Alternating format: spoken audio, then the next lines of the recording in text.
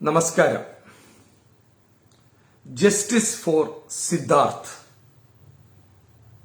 ക്രൂരമർദ്ദനമേറ്റ് റാഗിങ്ങിന്റെ പേരിൽ സ്വന്തം കൂട്ടുകാർ തന്നെ, തന്റെ കോളേജിൽ പഠിക്കുന്ന സഹപാഠികൾ തന്നെ റാഗ് ചെയ്ത് കൊല്ലപ്പെട്ട മരിച്ചുപോയ സിദ്ധാർത്ഥിന് ആദരാഞ്ജലികൾ. കഷ്ടമാണ് കേരളത്തിന്റെ അവസ്ഥ. എന്നെ ശ്രവിക്കുന്നവർ രാഷ്ട്രീയം മാറ്റിവെച്ച് ഈ മരിച്ച സിദ്ധാർത്ഥ് നമ്മുടെ മകനായി, നമ്മുടെ സഹോദരനായി, നമ്മുടെ ഒരു കുട്ടിയായി ചിന്തിച്ചാൽ മാത്രമേ നിങ്ങൾക്ക് ദണ്ണമുണ്ടാവുള്ളൂ.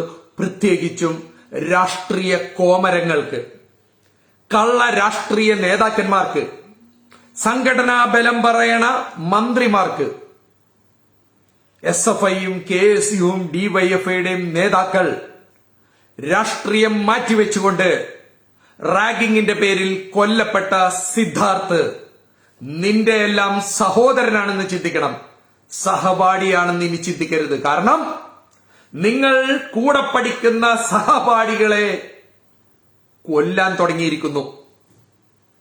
മനുഷ്യന്റെ മനസ്സ് രാഷ്ട്രീയ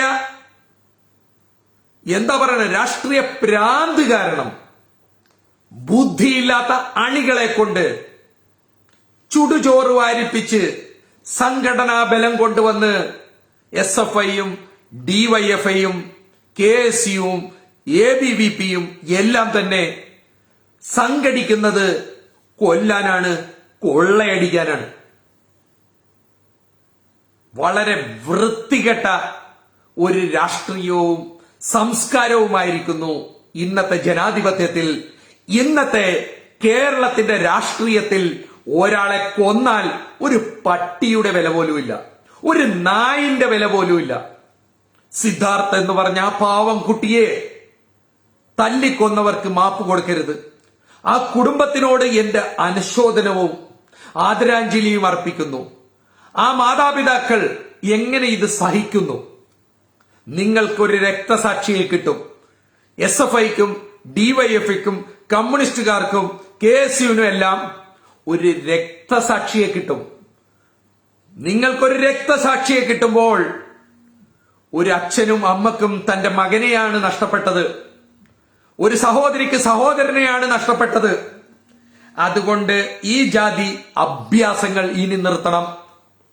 ഈ ദാരി തെമ്മാടി രാഷ്ട്രീയ കൊലപാതകങ്ങൾ നിൽക്കണമെങ്കിൽ രാഷ്ട്രീയ നേതാക്കന്മാരെ നിങ്ങൾ നിലക്ക് നിർത്തിയില്ലെങ്കിൽ, മന്ത്രിമാരെയും കള്ളന്മാരായ രാഷ്ട്രീയ പ്രവർത്തകരെയും നിങ്ങൾ നിലക്ക് നിർത്തിയില്ലെങ്കിൽ, നമ്മുടെ മക്കളെല്ലാം തെരുവിൽ കിടന്ന് പട്ടി ചാവുന്നത് പോലെ, തെരുവ് നായകൾ ചാവുന്നത് പോലെ നമ്മുടെ മക്കൾ ചാവും. രാഷ്ട്രീയ കുടുംബങ്ങളിൽ നിന്നും രക്തസാക്ഷി ഉണ്ടായിട്ടില്ല. മന്ത്രിയുടെ, MLAയുടെ, MP യുടെ മക്കൾ ഏത് സമരത്തിന്റെ മുമ്പിലാണ് നിങ്ങൾ കണ്ടിരിക്കുന്നത്? അവർ ഉദ്ഘാടനം ചെയ്തിട്ട് കാറി കയറി അങ്ങോട്ട് പോകും. അതിനുശേഷമാണ് പോലീസ് ലാത്തിചാർജ്, വെള്ളത്തിന്റെ ബീരങ്കി, മറ്റേ ഗ്രൈനേഡ് എറിയൽ എല്ലാം. മണ്ടന്മാരെ, ഒരു നല്ല സമരത്തിന് നേതാവ് തീരുന്നത് വരെ അവിടെ നിൽക്കണ്ടേ? പ്രതിപക്ഷ നേതാവായാലും ഭരിക്കുന്ന മുഖ്യമന്ത്രി തൊട്ട് എല്ലാ മന്ത്രിമാരും രാഷ്ട്രീയ പാർട്ടിയുടെ മുതിർന്ന നേതാക്കന്മാരും സമരം വന്ന് ഉദ്ഘാടനം ചെയ്ത് നിങ്ങളെ അങ്ങോട്ട് ബൂസ്റ്റ് ചെയ്ത് പ്രസംഗിച്ചിട്ട് അവൻ വണ്ടി കയറി വിടും. വണ്ടി കയറി വിട്ടാലോ പോലീസ് ലാത്തിചാർജ് കൊടുക്കും. അതിൽ കൂടുതൽ തല്ലുകൊള്ളണവൻ ചിലപ്പോൾ പഞ്ചായത്ത് മെമ്പറോ, പോലീസിന്റെ അടികൊള്ളണ പടം മനോരമ മാതൃഭൂമിയുടെ ഫ്രണ്ട് പേജിൽ വന്നാൽ അവൻ ചിലപ്പോ സെക്രട്ടറി ആവും, പ്രസിഡന്റ് ആവും. കഴുതകളായ അന്തം കമ്മി അണികളെ, കോളേജിലെ കലാലയ രാഷ്ട്രീയത്തിന് ഒന്നിലെ അത് എടുത്തു കളയാം, അല്ലെങ്കിൽ ഇന്ന് മഹാരാജാസ് കാണുന്നത് പോലെ അധ്യാപകനും പിള്ളേരൊക്കെ ചേർന്ന് രാഷ്ട്രീയം കളിച്ച് എത്രയോ മക്കളെ കുത്തിക്കൊന്നടാ. ഒരുത്തനെ അഭിമന്യുവിനെ കുത്തിക്കൊന്നിട്ട് എത്ര രൂപ പിരിച്ചു പുട്ടടിച്ചടാ. നിങ്ങൾക്ക് എന്ത് കിട്ടിയടാ? നാണമില്ലേടാ? ഇതാണോടാ ഈ രാഷ്ട്രീയം കേരളത്തിന്റെ? ഇത്രയും 2 ദിവസം 2 ബെൽറ്റ് വെച്ച് അത് പൊട്ടിത്തീരുന്നവരെ കമ്പിക്കൊക്കെ അടിച്ചു കൊല്ലണമെങ്കിൽ നീയൊക്കെ മൃഗമാണാടാ. നമ്മുടെ പുതിയ തലമുറ മനസാക്ഷിയും ഹൃദയവും ഇല്ലാത്ത ക്രൂര മൃഗമാണാടാ. പുലിക്കും സിംഹത്തിനും ആനക്കും കാട്ടുപോത്തിനും ഇല്ലാത്ത എന്ത് മനസ്സാടാ നിന്റെയൊക്കെ. SFI, KSU, ഡിഫി എന്നിട്ട് പൊതിച്ചോറ് കൊടുത്തെന്ന്. പൊതിച്ചോറ് കൊടുത്തതിനെ കുറിച്ച് ഒരു അന്വേഷണം നടത്തിയാൽ കുടുംബത്തിൽ നിന്ന് കൊണ്ടുവന്നൊന്നുമല്ല. എവിടെന്നും കട്ട് തിന്നുന്ന, കാശിന്റെ അഹങ്കാരം കാണിക്കുന്ന രാഷ്ട്രീയ നേതാക്കൾ എത്രയോ കൊച്ചുമക്കളെ തല്ലിക്കൊന്നിട്ടും അന്തിച്ചർച്ചയിൽ തീർന്നു പോവുകയല്ലേ. എത്ര കുട്ടികളാണ് കലാലയത്തിൽ റാഗിംഗ് ആയാലും രാഷ്ട്രീയ വൈരാഗ്യം വെച്ചാണെങ്കിലും ചത്തിട്ടുണ്ടെങ്കിൽ ചത്തവന്റെ കുടുംബത്തിനല്ലേടാ പോയത്. ഏത് മന്ത്രിയുടെ മകനാടാ ഒരു സമരത്തിന്റെ ഒപ്പം നിൽക്കണത്? അവരൊക്കെ വിദേശത്ത് പഠിക്കുകയാണ്.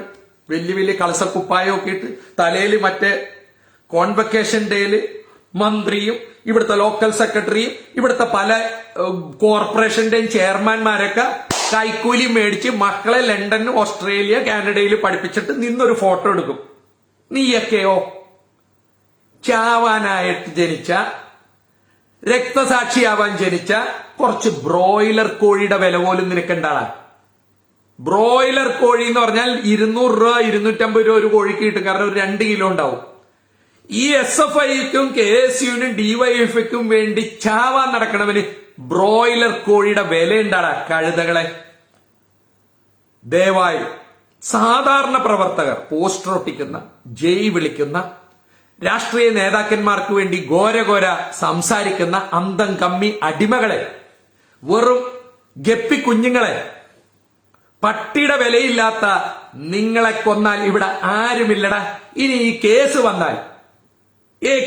വന്നാൽ എടാ നിന്റെയൊക്കെ മാതാപിതാക്കൾ ചത്തുപോയാലും അതിൽ വിധി വരില്ലടാ. 30-40 കൊല്ലം കഴിഞ്ഞിട്ട് ഇവനൊക്കെ പോകും. അപ്പോഴേക്കും ഇവനൊക്കെ മന്ത്രിയായിട്ടുണ്ടാവും. രാഷ്ട്രീയ കൊലപാതകങ്ങളിൽ ഒരിക്കലും മന്ത്രിമാരുടെ മക്കളോ മന്ത്രിമാരുടെ സഹോദരന്മാരോ MLAയുടെ MP യുടെ മക്കളോ രക്തസാക്ഷിയായതുണ്ടെങ്കിൽ ഒന്ന് പറയടാ പുല്ലുകളെ, കള്ള വടുകന്മാര്. ആ സിദ്ധാർത്ഥ് എന്ന് പറഞ്ഞ സഹപാഠിയാണ്, അല്ലാണ്ട് പുറത്തുനിന്ന് വന്ന ഗുണ്ടകളല്ല. ഒപ്പം പഠിക്കുന്ന ആ കുട്ടികളെ തല്ലിക്കൊന്നിട്ട് നിനക്ക് ചോദിക്കാൻ പറ്റുന്നുണ്ടോ? എന്നിട്ട് അവരെ സംരക്ഷിക്കുന്ന സംഘടനാ ബലം.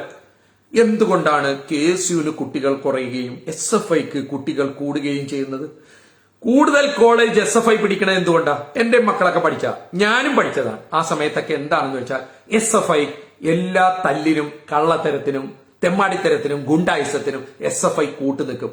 KSU അത്ര അങ്ങോട്ട് നിൽക്കില്ല. ഉളത്തരം ഉണ്ട്, എന്നാൽ എത്ര നിൽക്കില്ല. അതുകൊണ്ടാണ് SFIയിൽ ആള് കൂടുന്നത്. അല്ലാണ്ട് SFIയുടെ ആശയം വളരെ വലുതായതുകൊണ്ടല്ല. SFIയുടെ ആമാശയം ജനങ്ങളിൽ നിന്ന് പിരിച്ച്, നേതാക്കന്മാരിൽ നിന്ന് പിരിച്ച് മഹാരാജാസ് കോളേജൊക്കെ ഒരു പാർട്ടി ഓഫീസ് പോലെ ആക്കിയിട്ട് SFI വിജയിച്ചു എന്ന് പറഞ്ഞ ചാവട പുല്ലുകള്.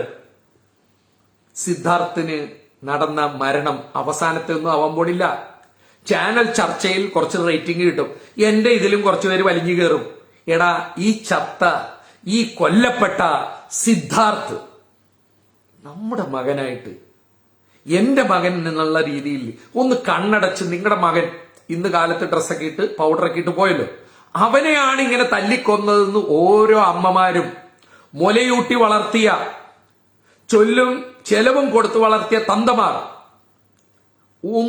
ഒരു മിനിറ്റ് ഒന്ന് ചിന്തിച്ചേടാ. സിദ്ധാർത്ഥ് നിന്റെ ബാബുവും നിന്റെ രമേഷും നിന്റെ നിസാറും നിന്റെ ആസാദും നിന്റെ മുഹമ്മദും നിന്റെ വർഗീസും നിന്റെ മറ്റേ ജേക്കബും എബ്രഹാമും ഒക്കെ ആണെന്ന് വിചാരിച്ച നമ്മുടെ മക്കളാണെന്ന് വിചാരിച്ചടാ. സത്യമായിട്ട് ഞാൻ പറയണു, ചെകുത്താന്റെ സ്വന്തം നാടായിരിക്കുന്നു കേരളം. ചോരക്കൊതിയന്മാരുടെ, കൊലയാളികളുടെ നാടായി മാറി കേരളം. എത്ര കട്ടാലും എത്ര കൊള്ളയടിച്ചാലും തെളിവ് കൊണ്ട് എന്ന് പറയുകയും കൈ ശുദ്ധമാണെന്ന് പറയുകയും ചെയ്യുന്ന, മനസ്സിലും ഹൃദയത്തിലും കട്ടച്ചെളിയും എന്താ പറയ, കഷ്ടമാണ്. കോളേജിലെ കലാലയ രാഷ്ട്രീയം എടുത്തു കളയണം. യൂണിയൻ അടിസ്ഥാനത്തിലുള്ള ഇതുവരെ യൂണിയൻ അടിസ്ഥാനത്തിലുള്ള ടീച്ചർമാരെ, പ്രൊഫസർമാരെ, ഗുരുക്കന്മാരെ ചാട്ടക്കടിക്കണം. പഠിപ്പിക്കാൻ വന്നിട്ട് യൂണിയൻ കളിക്കുന്ന കുറെ കഴിവേറികൾ. ഇവനൊക്കെ ഗുരുവാണ്, കുരുവാണ്. ഇവനൊക്കെ ഗുരുവാണ്, കുരുവാണ്. കഴിവേറികൾ. കഷ്ടമല്ലേ? ഒരു കൊച്ചിനെ കൊന്നിട്ട് അതിന് കൂട്ടുനിൽക്കുന്ന ഡീനും അതിന് കൂട്ടുനിൽക്കുന്ന പ്രൊഫസർമാരും, മഹാരാജാസ് കോളേജ് ആവട്ടെ, ഗവൺമെന്റിന്റെ പല കോളേജുകളാവട്ടെ, അവിടെ പഠിപ്പിക്കുന്ന ആശാന്മാർ, ഗുരുക്കന്മാർ, ടീച്ചർ, പ്രൊഫസർമാർ രാഷ്ട്രീയം കളിക്കുന്നോ? അടിക്കണ്ട ഇവനെയൊക്കെ. ഗുരുദക്ഷിണ വെക്കണ്ട ഇവനെയൊക്കെ. ചാട്ടവാറിനടിക്കണം, തെരണ്ടിവാലിനടിക്കണം. നമ്മുടെ മാതാപിതാക്കൾ തെരുവിലിറങ്ങേണ്ട സമയമായിരിക്കുന്നു. ഡിവൈഎഫ്ഐയും KSUവിനെ, SFIനെയൊക്കെ നിലക്ക് നിർത്തണമെങ്കിൽ മാതാപിതാക്കൾ ഇറങ്ങണം. ഇന്ന് സിദ്ധാർത്ഥാണെങ്കിൽ നാളെ നിന്റെ മക്കൾക്കും ഇതുണ്ടാവും. ഒരിക്കൽ കൂടി ഞാൻ പറയുന്നു, ഏത് സമരങ്ങളുടെയും, ഏത് ജാഥയുടെയും, ഏത് തല്ലുകൊള്ളുന്ന വിഷയത്തിലും MP-മാരുടെ മക്കൾ ഉണ്ടാവൂല, MLA-മാരുടെ മക്കൾ ഉണ്ടാവൂല, മന്ത്രിമാരുടെ മക്കൾ ഉണ്ടാവൂല. അവര് ഉദ്ഘാടനം ചെയ്ത് സമരത്തിന് ആവേശം പകർന്ന പ്രസംഗവും പ്രസംഗിച്ചിട്ട് അങ്ങോട്ട് പോകുമ്പോഴാണ് പോലീസിൽ അത്തിച്ചാർജും വെള്ള വീരെങ്കിൽ തല അടിച്ചു പൊളിക്കലും. എന്റെ കുറെ സ്വന്തക്കാര് നേതാക്കന്മാരുണ്ട്. മകന്റെ തല തല്ലിപ്പൊളിക്കണ തൃശ്ശൂര് വെച്ച് ഒരു മകന്റെ തല തല്ലിപ്പൊളിക്കണ കണ്ടിട്ട് പെറ്റ തള്ള തല കറങ്ങി വീണത് ഞാൻ കണ്ടതാണ്, എന്റെ ചേച്ചി. എന്നിട്ട് അവനൊക്കെ രാഷ്ട്രീയം പറയുന്നത്. ഈ തല്ലുകൊണ്ട് തല പൊളിഞ്ഞ് ആ ചോര ചിന്തിയിട്ട് കേരളം നന്നായിട്ടുണ്ടെങ്കിൽ കൊള്ളാം, അവൻ നന്നായിട്ടുണ്ടെങ്കിൽ കൊള്ളാം, അവൻ നന്നായിട്ടുണ്ടെങ്കിൽ കൊള്ളാം. അപ്പൊ ഈ കൊലപാതക രാഷ്ട്രീയം, KSUവിന്റെയും SFIയുടെയും ഒക്കെ കൊലപാതക രാഷ്ട്രീയം ഊട്ടി ഉറപ്പിക്കുന്നത് മന്ത്രിമാരാണ്, നേതാക്കന്മാരാണ്. കാരണം അവന്മാർ ഇത് വെച്ച് വിലപേശും, കാശുണ്ടാക്കും. കോളേജിലെ കലാലയ രാഷ്ട്രീയം എടുത്തു കളയണം. ഈ കേസ് CBI അന്വേഷിക്കണം. ഇനി കുട്ടികൾ മരിക്കുന്ന കലാലയത്തിൽ ഉണ്ടാവുന്ന എല്ലാ കേസും കേരള പോലീസ് അന്വേഷിക്കണം. കാരണം കേരള പോലീസും ഇന്ന് ഭൂരിഭാഗവും പാർട്ടിയുടെ അടിമകളാണ്, അന്തം കമ്മികളുടെ അടിമകളാണ്. IPS ഉദ്യോഗസ്ഥർ പോലും അവർക്ക് IPS കൺഫർ ചെയ്ത് കൊടുക്കാറുണ്ട്. അതുകൊണ്ട് എന്നെ കേൾക്കുന്നവർ ഒരു കാര്യം മനസ്സിലാക്കുക, ഒരിക്കൽ കൂടി മണ്ടന്മാരായ, വിഡ്ഢികളായ, കഴുതകളായ, എന്തെങ്കിലും നക്കാൻ കിറ്റ് പോലത്തെ എന്തെങ്കിലും നക്കാൻ കിട്ടുമ്പോൾ, ഒരു കുപ്പി കള്ള് കിട്ടുമ്പോൾ, എന്തെങ്കിലും ചെറിയ സ്ഥാനം കിട്ടുമ്പോൾ അണികളെ, മണ്ടന്മാരായ അണികളെ, ക്യാപ്സ്യൂൾ അണികളെ, അന്തം കമ്മി സുഡാപ്പി സംഖ്യ കൊങ്ങികളെ, നിങ്ങളുടെ മക്കളാണ് ചത്തുപോണത്. നേതാക്കന്മാർക്ക് ഒരു നഷ്ടവുമില്ല. രാഷ്ട്രീയ കൊലപാതകത്തിൽ ഒരിക്കൽ കൂടി പറയുന്നു, മന്ത്രിമാരുടെയും മുഖ്യമന്ത്രിയുടെയും MLA MP-യുടെയും മക്കളൊന്നും ചാവാറില്ല. അവരൊക്കെ ലണ്ടനിലും ഓസ്ട്രേലിയയിലും പഠിച്ച് മിടുക്കന്മാരായി വലിയ സ്ഥാനത്തെത്തും. KC വേണുഗോപാലിന്റെ ഒരു വലിയ കവിത രഞ്ജി പണിക്കർ ഇനോഗ്രേറ്റ് ചെയ്യുന്നുണ്ട്. സിദ്ധാർത്ഥിന്റെ ജീവൻ പോയപ്പോൾ ആ അമ്മയുടെയും അച്ഛന്റെയും മുഖം നിങ്ങൾ TV-യിൽ കണ്ട. ഇത് ഇന്ന് തീരുമെന്ന് നിങ്ങൾ വിചാരിക്കണ്ട. അഭിമന്യുവിനെ കുത്തിക്കൊന്നപ്പോൾ മഹാരാജാസിലും ഈ ചർച്ച നടന്നിട്ട് എന്തുണ്ടായി? ശിക്ഷയില്ല. കോളേജിലെ രാഷ്ട്രീയത്തിന് പരിമിതികളുണ്ട്, അതിനൊരു നിയന്ത്രണവും വേണം. പക്ഷെ അത് യൂച്ചാളി, ഈ കുട്ടിക്കുരങ്ങന്മാരെ കൊണ്ട് ചുടുചോറ് വാരിക്കുന്ന, കുട്ടി സഹാക്കളെ കൊണ്ട് നാട്ടുകാരെ തല്ലിക്കുന്ന, പിരിച്ചു ജീവിക്കുന്ന, ഇവർക്ക് വേണ്ടി ജയ് വിളിക്കുന്ന, പോസ്റ്റർ ഒട്ടിക്കുന്ന ഈ ഊച്ചാളി അണികൾക്ക് ഡിഫി ആവട്ടെ, SFI ആവട്ടെ, അവർക്ക് അറിയില്ല. അവർ സംഘടനാ ബലം എന്ന് പറയണ. എടാ സഹപാഠികളല്ലേടാ തല്ലിക്കൊന്നത്. ഇറച്ചിയുടെ ചാറ് കുറഞ്ഞാൽ, ഗ്രേവി കുറഞ്ഞാൽ തല്ലിക്കൊല്ലുന്നു. സിഗരറ്റും ബീഡിയും മേടിച്ചിട്ട് ബാക്കി തന്നില്ലേ തല്ലിക്കൊല്ലുന്നു. വണ്ടി ഹോൺ അടിച്ചാൽ തല്ലിക്കൊല്ലുന്നു. വണ്ടി പാർക്ക് ചെയ്യണടുത്ത് തർക്കം വന്നാൽ തല്ലിക്കൊല്ലുന്നു. എന്താണ് കേരളത്തിൽ നടക്കുന്നത്? കഞ്ചാവും മയക്കുമരുന്നിനും അടിമപ്പെട്ടുകൊണ്ട് മൃഗതുല്യരായ പുതിയ തലമുറ വളർന്നു വരുന്നു. മൃഗതുല്യരായ പട്ടികളെക്കാട്ടിലും, നായകളെക്കാട്ടിലും, കാട്ടുപോത്തിനെക്കാട്ടിലും, മതയാനേനെക്കാട്ടിലും വഷളായിട്ടല്ലടാ പുതിയ പിള്ളേർ കേരളത്തിൽ വളർന്നു വരുന്നത്. ഇന്ന് ക്യാമ്പസ് ഇന്റർവ്യൂ നടക്കുന്നുണ്ടടാ കേരളത്തിൽ. തമിഴനും തെലുങ്കനും മറാത്തിയും ഗുജറാത്തിയും ഒക്കെ ഇന്ന് വിദേശ രാജ്യത്ത് കൂടുതൽ കയറി പോകുമ്പോൾ മലയാളിക്ക് മാർക്കില്ലെന്ന് എത്ര പേർക്കറിയാം?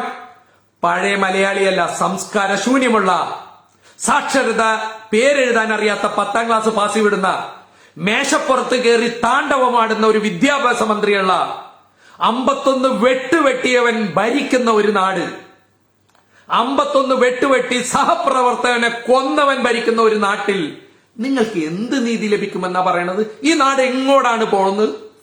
നാണം വേണം. ഇനിയും പോയി പോസ്റ്റർ ഒട്ടിച്ചു കൊടു. നിങ്ങൾ പോയി പോസ്റ്റർ ഒട്ടിച്ചോട്. 2020 എത്ര വ്യക്തമായ ശുദ്ധമായ അമൃത് പോലത്തെ ഒരു രാഷ്ട്രീയം പ്ലേറ്റിൽ വിളമ്പി തന്നിട്ട് അത് തിന്നാണ്ട് മണ്ണിൽ വീണുന്ന ചോറ് വാരി തിന്നുന്ന രാഷ്ട്രീയ അടിമകളെ നിങ്ങൾ പഠിക്കില്ല. കേരളം നശിച്ച് നാരായണക്കല്ലിട്ടാലേ പഠിക്കുള്ളൂ. 2020 ഒരു ഗ്രാമം നിങ്ങളെ കാണിച്ചു തന്നു എന്താണ് അഴിമതിയില്ലാത്ത ഭരണം, എങ്ങനെയാണ് അവിടുത്തെ റോഡുകൾ, അവിടുത്തെ ഭക്ഷ്യസുരക്ഷാ മാർക്കറ്റ്, അവിടുത്തെ മരുന്നിന്റെ കട വരുന്നു, അവിടുത്തെ ജനങ്ങളെല്ലാം സന്തോഷമായിട്ടിരിക്കുന്നു. കുറച്ച് രാഷ്ട്രീയ കുറുക്കന്മാർക്ക് അഴിമതി നടത്തി റോഡും പാലവും ഒക്കെ പണിത് അതിന് കൈയിട്ട് വാരുന്നവന്മാർ കുരുട്ട് ബുദ്ധി ചെയ്യണതിനല്ലടാ ചോദ്യം ചെയ്യാൻ നിങ്ങൾക്ക് നേരമുള്ളു.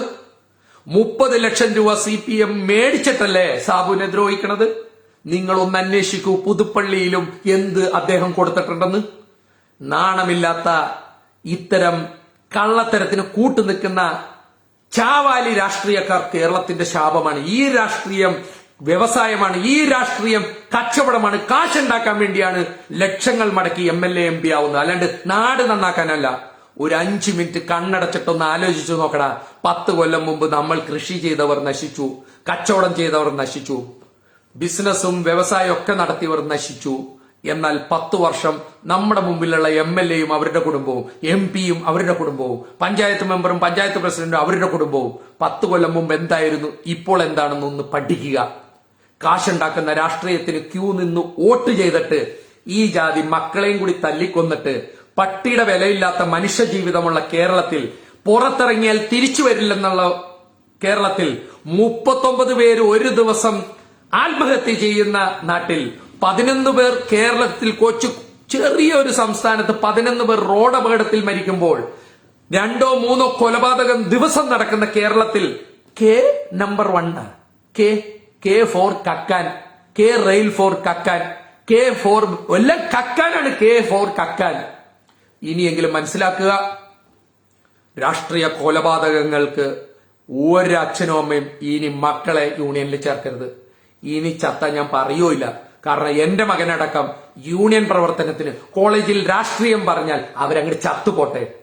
മാതാപിതാക്കൾ പറയണം, എടാ നിന്നെ കോളേജിൽ പഠിപ്പിക്കാനാണ് വിട്ടേക്കണ, യൂണിയൻ കളിക്കാനും പോസ്റ്റർ കളിക്കാനും നേതാവിന് ജയ് വിളിക്കാനും നേതാവിന്റെ പെണ്ണ് കേസ് വരുമ്പോ അതിന് സമരം ചെയ്യാനും നേതാവ് കൊള്ളയടിച്ച് സ്വർണ്ണക്കടത്തിനും തട്ടിപ്പിനും വെട്ടിപ്പിനും ഒക്കെ കൂട്ടുനിന്നിട്ട് നേതാവിന് ജയ് വിളിക്കാൻ എന്റെ മകനെ ഞാൻ പറഞ്ഞു വിടില്ല. അങ്ങനെ നിങ്ങളും തീരുമാനം എടുക്കണം.